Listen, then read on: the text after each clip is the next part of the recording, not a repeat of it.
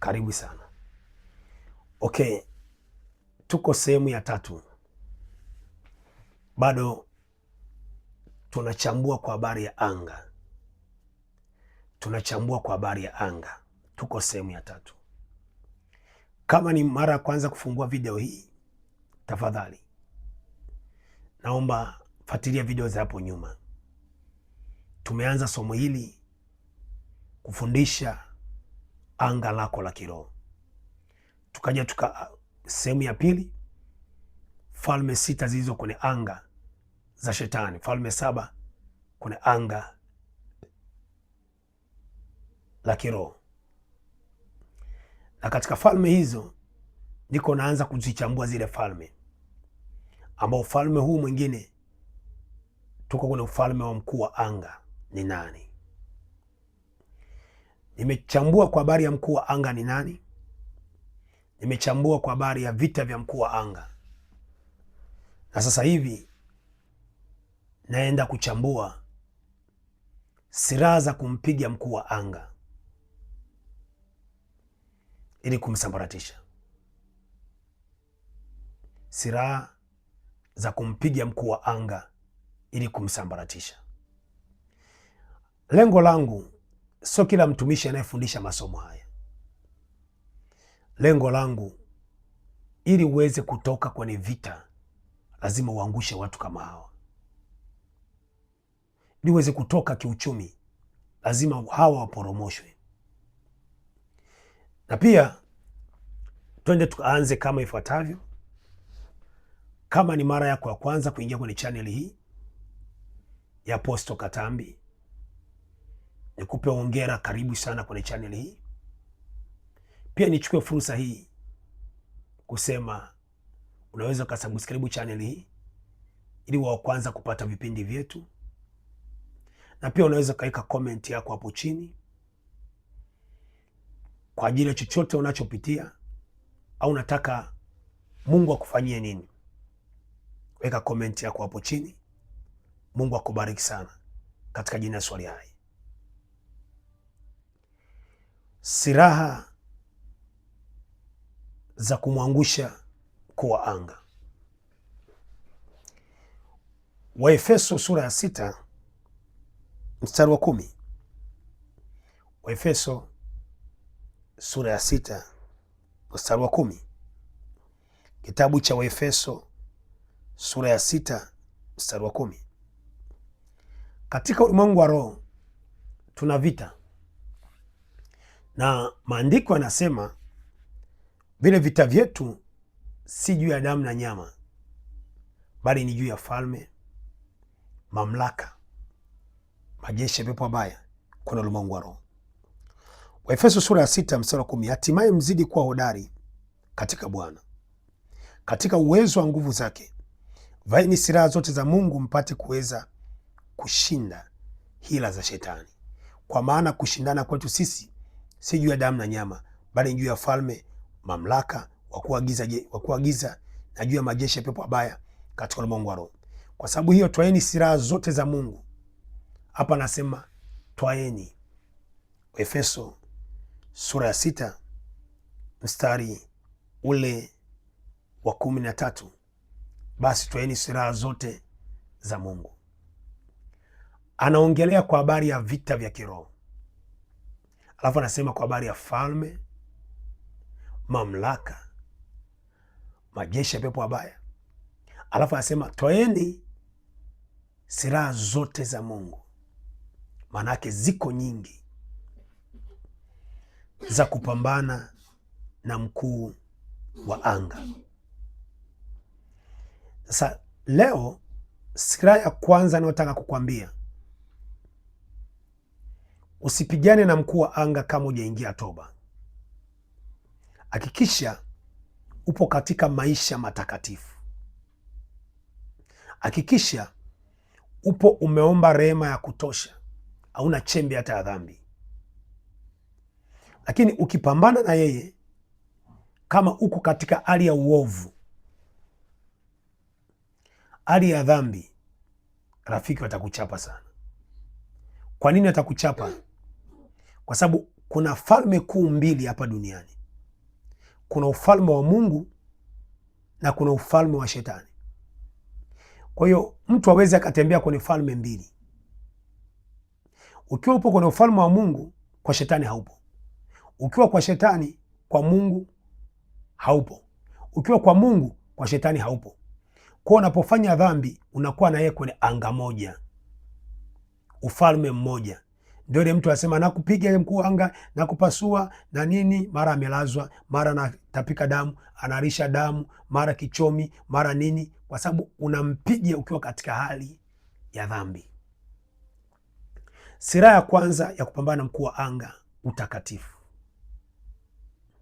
Mathayo sura ya 5 mstari wa 8 anasema, heri wenye moyo safi, maana hao ndio watakayemuona Mungu. Maandiko hayajasema heri aliye mchungaji, heri aliye askofu, heri aliye mwinjilisti, heri aliye mwimbaji, heri aliye mwombaji. Anasema heri, maana yake aliyebarikiwa, mwenye moyo safi atamuona Mungu. Haumuoni Mungu kwa sababu ni mhubiri. Kuna hubiri ni wazinzi. Haumuoni Mungu kwa sababu ni mwimbaji. Kuna uimbaji wanarusha hela za watu. Unamuona Mungu ukiwa na moyo safi. Sasa utakatifu ni silaha ya kwanza kwenye vita vya rohoni.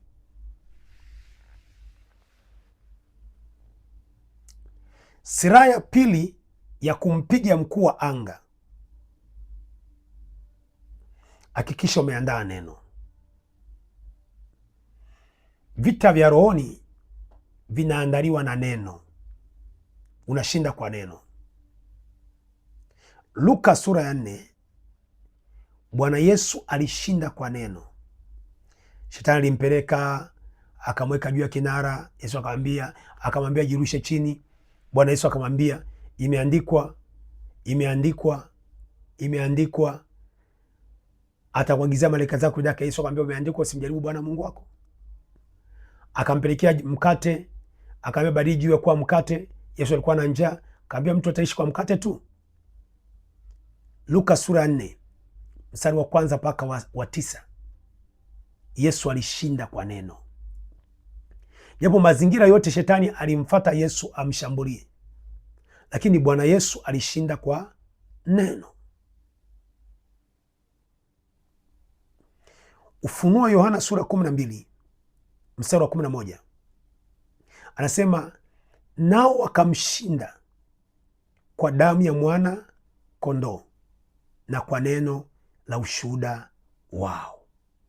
Kwa hiyo hapa unapoingia kupambana na mkuu wa anga, hakikisha unatumia neno. Imeandikwa Mathayo 15, kila pando asilopanda Baba wa mbinguni litang'olewa na kutupwa mbali. Imeandikwa maadui watakuja kwa njia moja, Kumbukumbu la Torati, na watasambaratika kwa njia 7. Neno, piga kwa neno. Na wakati unaachilia neno, kama umejazwa Roho Mtakatifu, nena kwa lugha. Maanake unaponena kwa lugha, roho na roho zinashikana. Kule anachapwaje?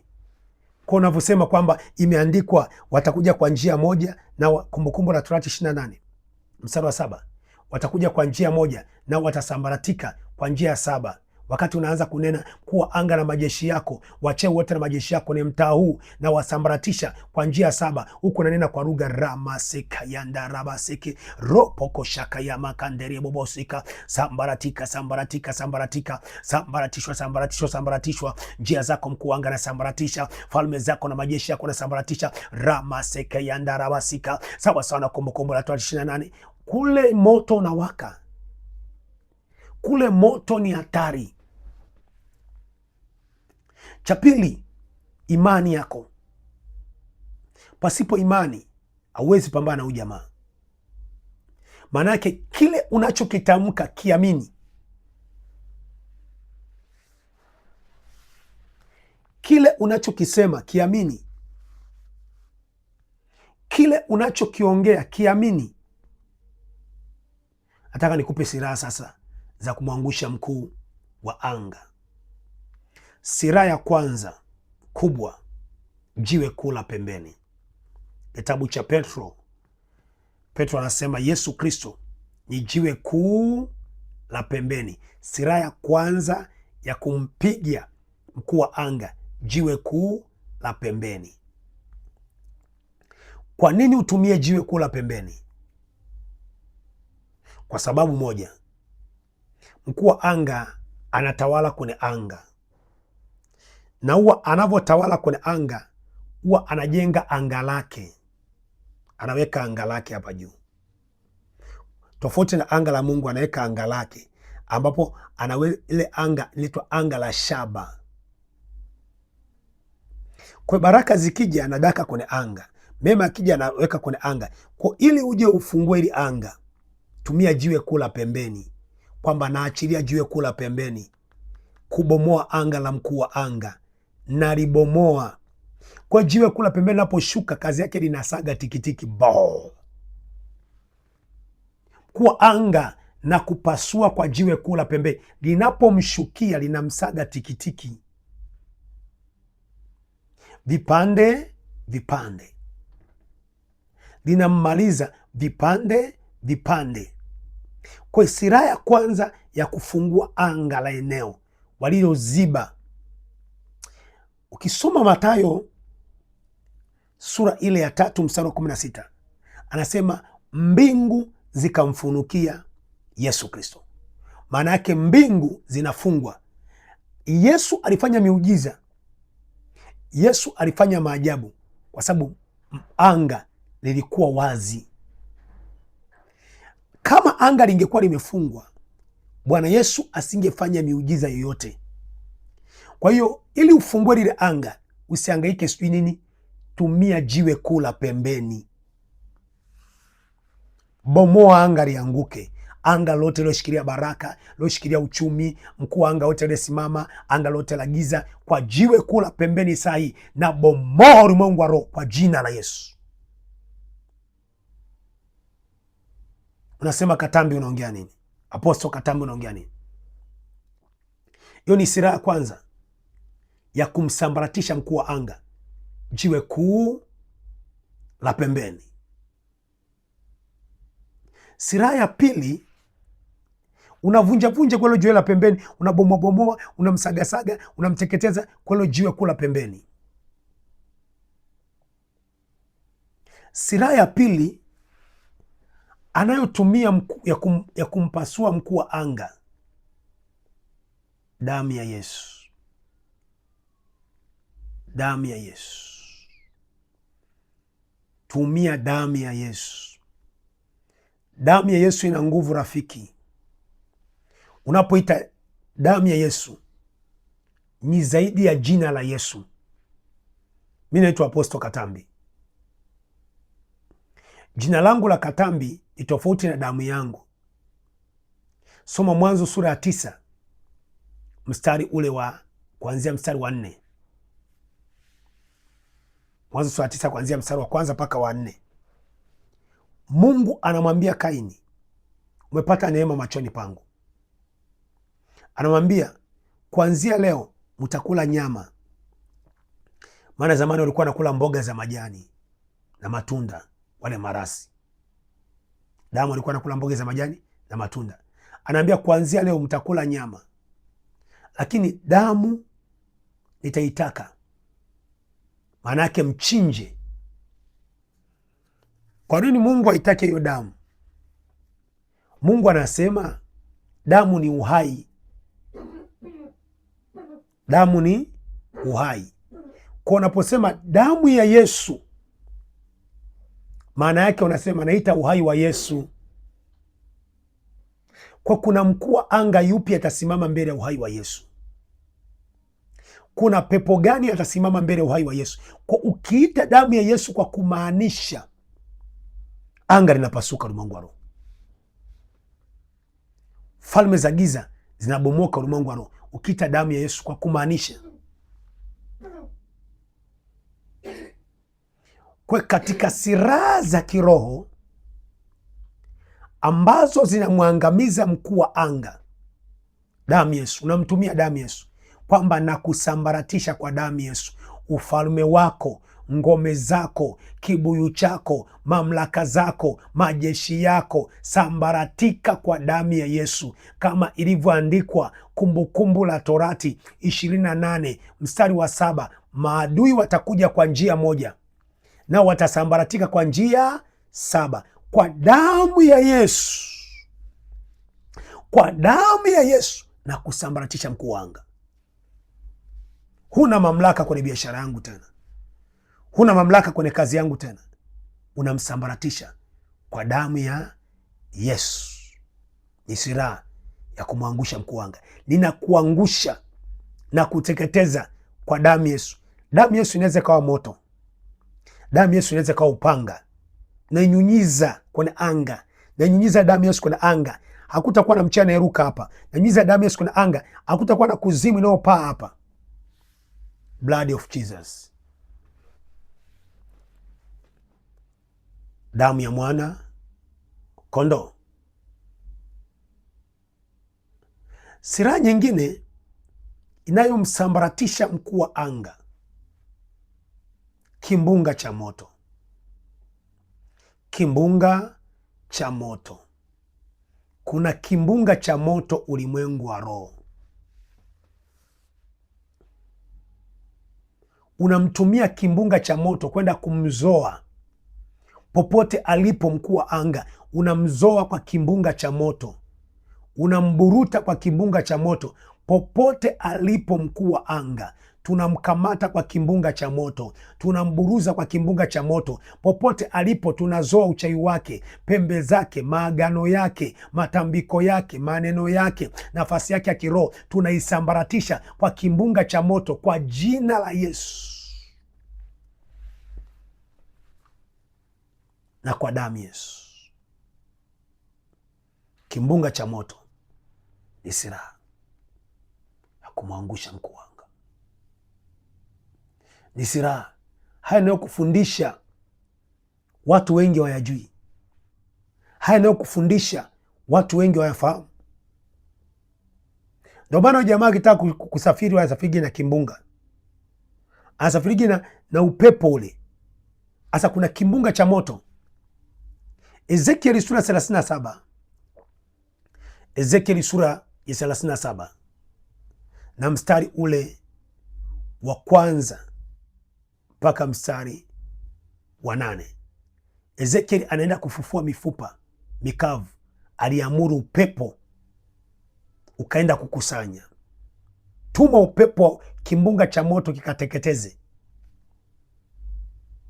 kuwa anga, pigwe kwa kimbunga cha moto, msambaratishe. Na unaposema naachilia kimbunga cha moto, kama umejazwa Roho Mtakatifu, nena kwa lugha. Rika masekayanda rama mama sheketeremo riba baba baba reka sekete, na kusambaratisha kwa kimbunga cha moto, na kuteketeza na kufutilia mbali na majeshi yako yote kwa kimbunga cha moto. Piga achia raba baba baba kwa jina la Yesu. Kuna utamu wa kuwapiga watu. Kuna raha kuwashambulia. Rika sekete. Okay, tuendelee. Silaha nyingine ya kumwangusha mkuu wa anga ni silaha inayoitwa ya kumtandika vizuri mkuu wa anga anyoke. Radi. Radi. Radi. Waganga wanatumia radi, mkuu wa anga mwenye anatumia radi. Naweza kanyesha tu mvua ukatumiwa radi, lakini kwa Mungu pia kuna radi. Kumbukumbu, kitabu cha Samueli wa kwanza sura ya 2 mstari wa 9 na wa 10, anasema washindanao na Bwana watapondwa kabisa. Toka mbinguni Bwana ataachilia radi. Washindanao na Bwana watapondwa kabisa. Toka mbinguni Bwana ataachilia radi. Unaita radi kutoka mbinguni. Popote mchawi aliposimama usiku wa leo kuzuia maisha yangu, Popote mchawi aliposimama kuharibu ajenda, kuweka ajenda kuharibu uchumi wangu, ninamlipua kwa radi ya Bwana. Ninakuangamiza mkuu wa anga kwa radi ya Bwana. Unampiga kwa radi, unamsambaratisha kwa radi katika ulimwengu wa nini? Wa roho. Unamwangamiza kwa radi katika ulimwengu wa roho. Pendo unanisikiliza, unamlipua kwa radi katika ulimwengu wa roho. Radi ya Bwana.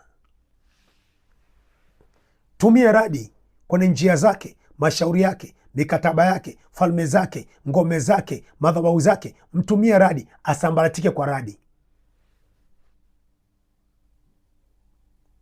Silaha nyingine ya kumpiga mkuu wa anga, moto ulao. Unamzungushia, himaya yake unaizungushia moto, njia zake unazungushia moto, mashauri yake unazungushia moto, hatua zake unazungushia moto. Silaha nyingine ya kumpiga mkuu wa anga, moto ulao. Unasema, mtumishi, unaongea nini? Waebrania sura 12 mstari 29, maandiko yanasema Mungu wetu ni moto ulao. Mungu wetu ni moto ulao. Unamtumia moto ulao. Moto unaenda unatafuna miungu yake, uchawi wake, pembe zake, na kula kwa moto. Moto kula pembe zao, moto kula viungu vyao, moto kula irizi zao, moto kula mapembe yao, moto kwenye madhabahu zao. Tafuna moto, tafuna moto usiku wa leo. Rika mama koyandaraba. Na hakikisha unapompiga ujamaa, piga usiku, ndo anafanya kazi vizuri.